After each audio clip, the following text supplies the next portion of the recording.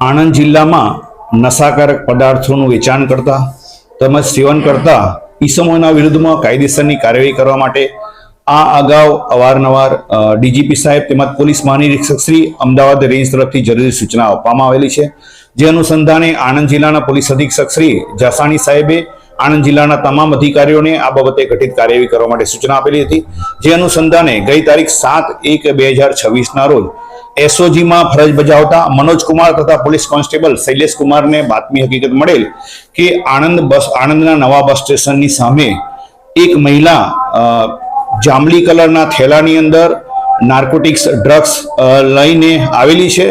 તે બાતમી હકીકત મળતા એસઓજીના પીઆઈ અસારી, પીએસઆઈ પ્રજાપતિ, મહિલા પીએસઆઈ ભરવાડ, એસઓજીના સ્ટાફના માણસો તથા નાર્કોટિક્સમાં જે પ્રમાણે એનડીપીએસમાં એસઓપી ફોલો કરવાનું હોય છે તે પ્રમાણે ઘટિત કાર્યવાહી હાથ ધરી પંચો સાથે આણંદના નવા બસ સ્ટેન્ડ પાસે બાતમીમાં જણાવેલ મહિલાને કોર્ડન કરીને પકડી લીધેલી.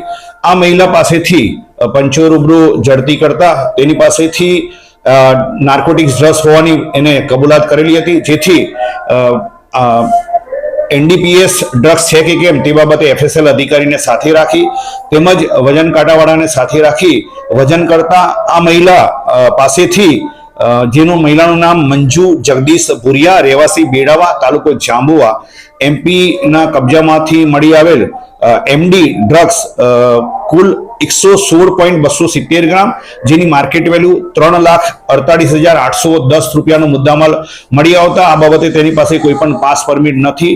જેથી આ બાબતે એસઓજીમાં ફરજ બજાવતા HR પ્રજાપતિએ નાર્કોટિક્સ એનડીપીએસ એક્ટ હેઠળનો ગુનો રજીસ્ટર કરાવેલો છે. આ ગુનાની તપાસ દરમિયાન નામદાર કોર્ટમાં રજૂ કરી તેના તારીખ 12/1/2026 સુધીના પોલીસ કસ્ટડી રિમાન્ડ મેળવવામાં આવેલા છે.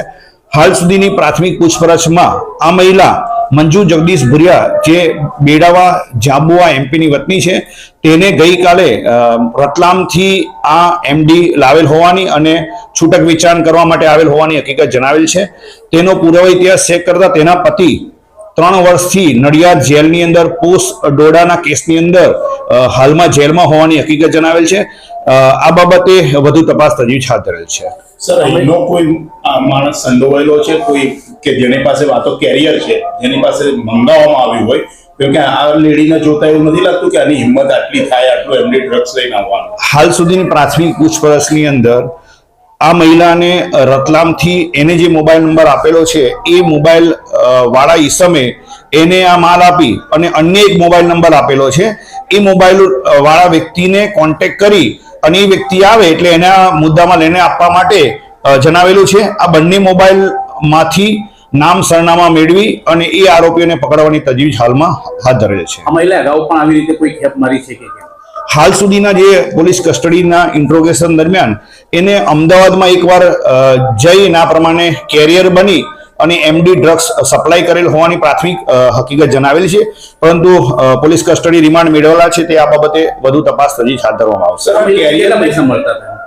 હાલ સુધીના પોલીસ ઇન્ટ્રોગેશન દરમિયાન એ બાબતે એને કોઈ સ્પષ્ટ હકીકત જણાવેલી નથી. મને આપેલા છે જ્યારે આ કામ પૂરું થઈ જશે ત્યારે આપવામાં આવશે તે મુજબની જે ટિપિકલ ઇન્ટ્રોગેશનમાં હકીકત જણાવે તે મુજબની હકીકત જણાવેલી છે. તેમ છતાં નામદાર કોર્ટ તરફથી રિમાન્ડ મંજૂર કરેલા છે. તેની ઘનિષ્ઠ પૂછપરછ કરી આ બાબતે ગુનાના મૂળ સુધી પહોંચવાના પૂરતા પ્રયત્નો હાથ ધરવામાં આવશે. સર, જે લેવાવાળો તો નામ સરનામું મળી ગયું છે, મોબાઈલ બી મળી ગયો છે, તો એને હવે ક્યારે એરેસ્ટ કરવાનો? નહીં, હાલ સુધી આપને જે પ્રમાણે કહ્યું છે કે પોલીસ ઇન્ટ્રોગેશન દરમિયાન આવી ગતિવિધિથી આરોપીઓ વાકેફ હોય છે અને એમાં જો નામ સરનામા ઉપરથી જો આરોપીઓ લીક થઈ જાય તો આરોપીઓ નાસી જવાની પણ શક્યતા રહેલી છે. જેથી આ બાબતે પૂરતા મોબાઈલ નંબર ઉપરથી નામ સરનામાથી મેળવી અને આરોપીને પકડવાની તજવીજ હાથ ધરવામાં આવનાર છે.